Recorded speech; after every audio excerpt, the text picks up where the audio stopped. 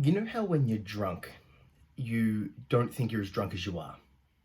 You will repeatedly say to all your friends that are worried about you, I'm fine, I'm fine, I'm fine, I'm not drunk, right?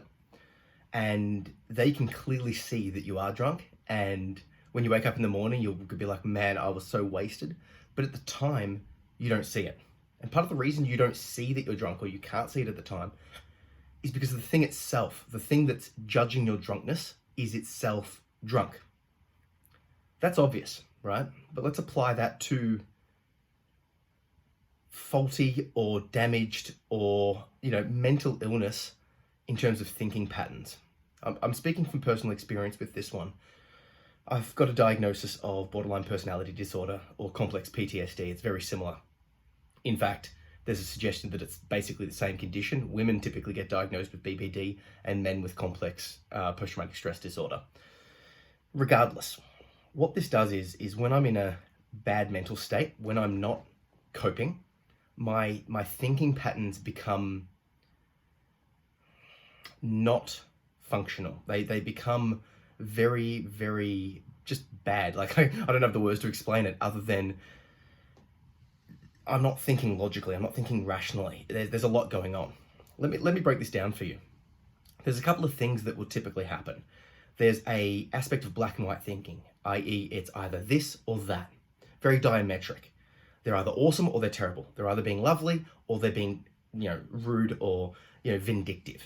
And it's very hard when I'm in that mental state to see that there's more than those two options. And the thing is me categorizing someone or something or some action into those two options isn't a fair representation, because it's like there's more than those two options, and even my ability, if it is in those two options, is not on point. Even my ability to categorize someone into one of those two options is not on point. Regardless, something is said and I can only think in black and white terms, and I sort of not see the nuance or the differences or anything like that. There becomes an issue there.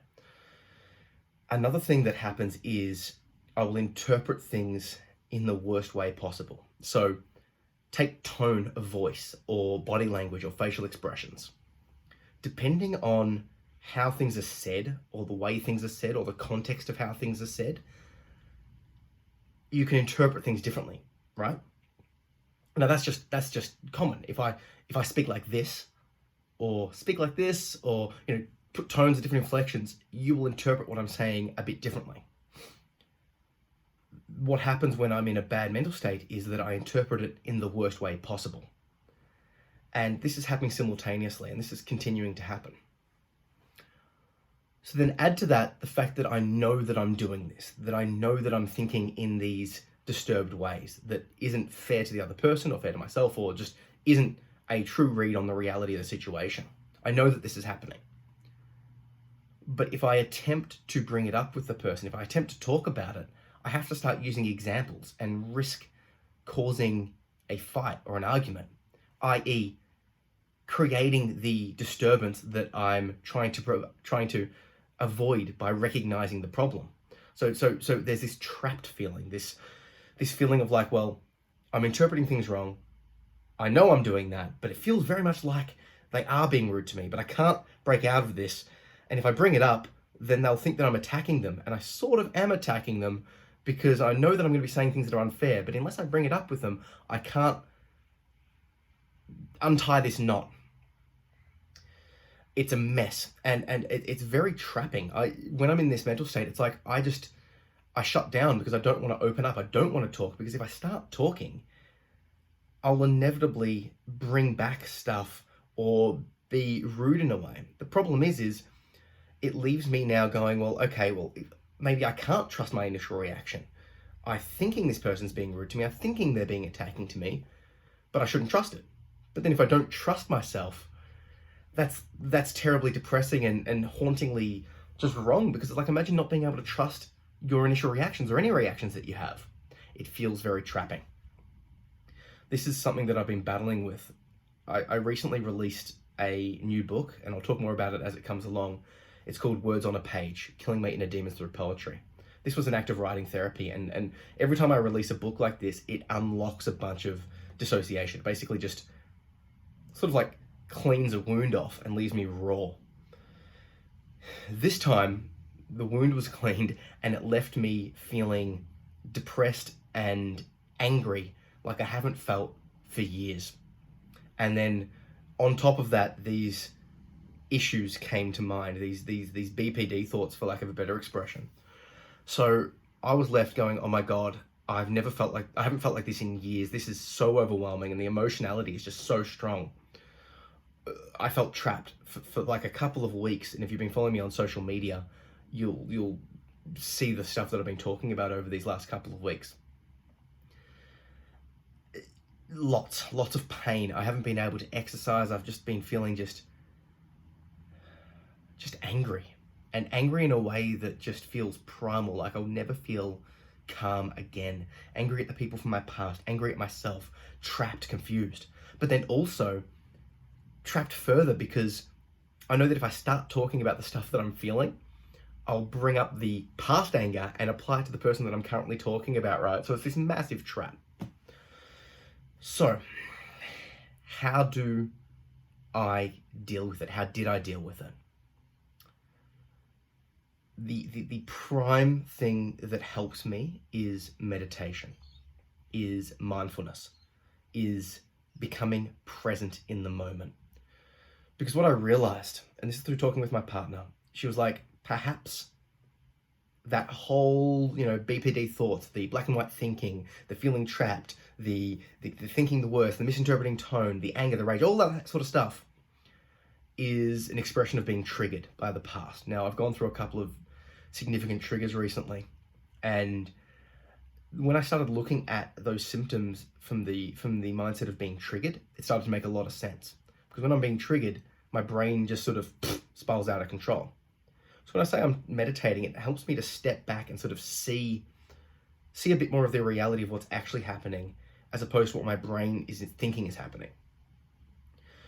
But then comes another problem. It's like, well, I can see that it's happening, but it's like I'm over here and my brain's over here, and it's sort of like, this distance, but my brain keeps sort of slipping back into this negative mindset. It's like I'm sort of seeing that I'm doing it and I'm aware that I'm doing it, and that enables me to just sort of like go, okay, guys, like, okay, to my partner or to the people around me, like, hey, I am not feeling that great. Like, I'm really need to let you know that this is how I'm feeling and this is what will probably happen, i.e. explaining the knot that I'm finding myself in and that I can't get myself out and that I'm afraid to talk about it because I don't want to cause arguments, and saying that I will cause arguments and it's not my intent and all of this sort of stuff.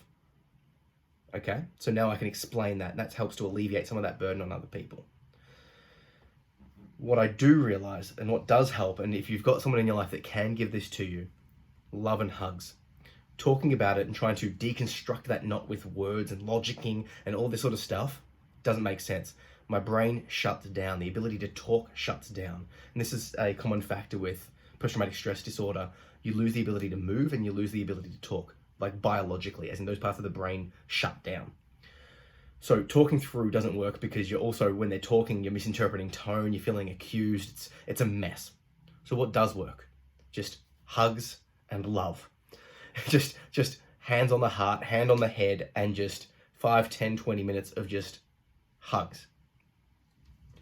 What also helped was when my partner said to me, it's okay to feel emotions. It's okay to feel sad. It's okay to sit with those thoughts, and you should. And then I suggested, well, like, that's scary to me. And she's like, well, yeah, but you're probably more afraid of the act of doing it than the actual emotionality that will come out. She's like, go and sit on the couch. Go and lay on the couch and just sit there and cry. You'll probably be there for less than 20 minutes. Just do it. So I did. And I sat on the couch and felt my emotions. And then 5 minutes later, I felt better. And this comes back to the meditation. I've realized when I turn and look at the emotions, when I feel them, when I sit with them, it's okay. It hurts at the time, but it feels better. It's a release that has to happen. I've realized that for whatever reason, from my past, I've felt like I've always had to be strong and not show emotions and just hold it in. That helped me at the time, but now it's coming back to bite me. So I've learnt that I need to do a couple of things. Number one, feel the emotions, let it out, and it's okay. Number two, express to the people around me that, like, hey, I'm not always going to be strong. And they know I'm not going to be strong because I'm great until I'm not. right? A far better approach would be to just, manage the emotions as I'm going, as opposed to being fine, massive crash, fine, massive crash. That's a terrible way to live. So I've realized that I'm going to be embracing the negativity a little bit more and sort of letting it out on a day-to-day basis. And I've also realized that I don't just sit and relax enough. I don't chill. I don't just enjoy myself. So, moving forward, I'm going to feel my emotions, chill a bit more, express to the people around me like, hey, I'm not going to be always bubbly or always on or always able to, do a bunch of work or all that sort of stuff. There will be times where I'm just going to sit and chill, and giving myself permission for that. And part of the reasons why I haven't felt like I've had permission for that is because in the past I've seen, my father figures, excuse me, being quote unquote lazy or inebriated, and I've not wanted to replicate that. So I've gone the complete opposite path. Balance is key. And that's, the meditative way is finding that balance, that middle path, that middle road. And obviously just continuing the daily meditation. Every day, daily meditation, working on that and just practicing the ability to sit with my thoughts. Will this fix me? No. But I know that if I release and talk and sit with it and feel with it, the strong emotionality won't come as hard, and I will be used to dealing with it when it does come. I speak to a lot of people online about their symptomology, and I'm a part of a lot of BPD groups and other mental health groups. And I see this coming on all the time, that people just struggle. It's going to hurt to feel your emotions. It's going to hurt to be with it. It's going to be not fun because you're dealing with stuff that you've blocked off. Trust me, I get it, but there are ways around it. And on that topic, I'm not going to share a chapter of any of my books today. What I am going to let you know is that I have released a meditation mega course. This course is on Skillshare. It's 2 hours long. There's, I think, 7 guided meditations. One of them's 20 minutes long. It goes deep dive into how I meditate, mindfulness meditation, and there's a bunch of supplementary meditations in there. If you click the link that I'll put into the show notes, you'll get 2 months free access, so you can watch the course, sign up, and then cancel if you don't want to stay on board. But I do encourage you to stay on board because I've got maybe, I think, 13 to 14 Skillshare courses up.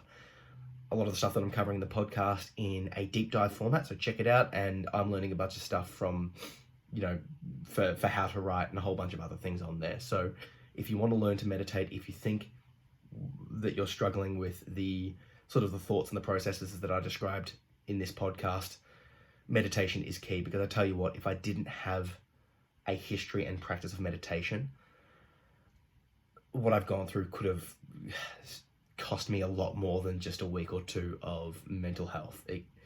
In the past, I went down the self-harm and suicide route, and I see a lot of people going down that path.